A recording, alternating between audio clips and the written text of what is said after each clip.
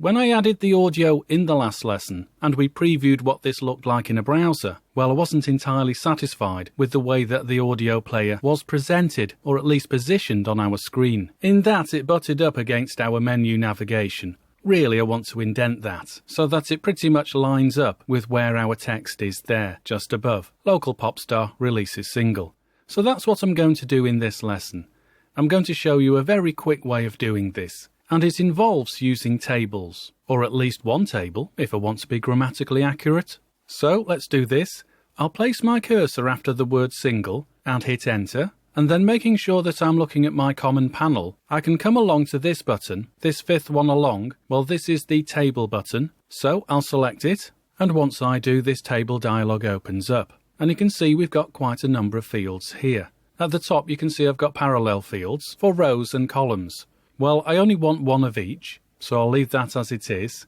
And for my table width, well, I've set that to %, and I can make this whatever percentage width I like. Well, I'm going to leave it at 95%.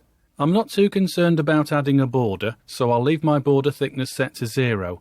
However, with my cell padding, at the present time, that's set to 5.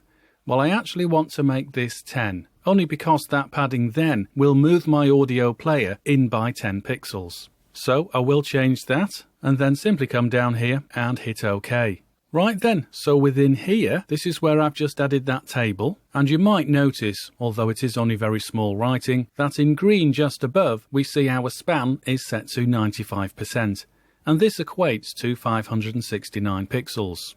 Now remember, we've just included that 10 pixel cell padding. Well, that means if I place my cursor inside here, then you'll see my cursor moves along slightly to indicate where that padding is.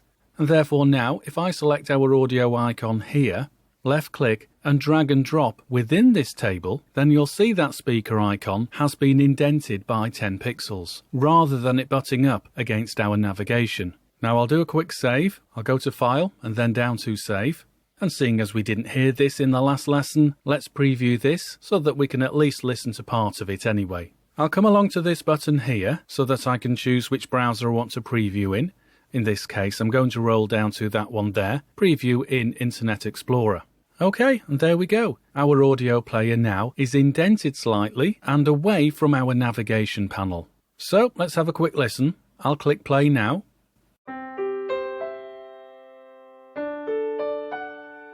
Remember the time you were mine and you promised always there.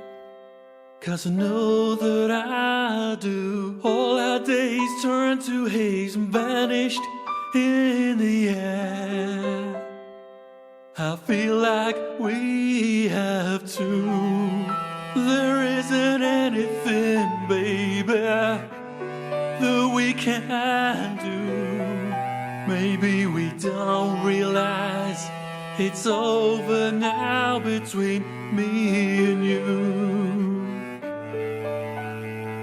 Rereading the old letters that you... Okay, you can stop dancing now. Right then, we are going to finish here with this lesson.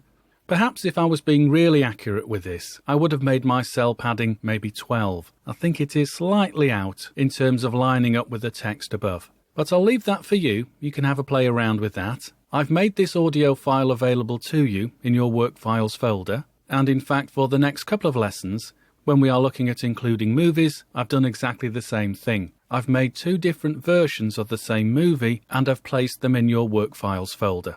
So we'll finish up for the moment then, and I'll see you in a second.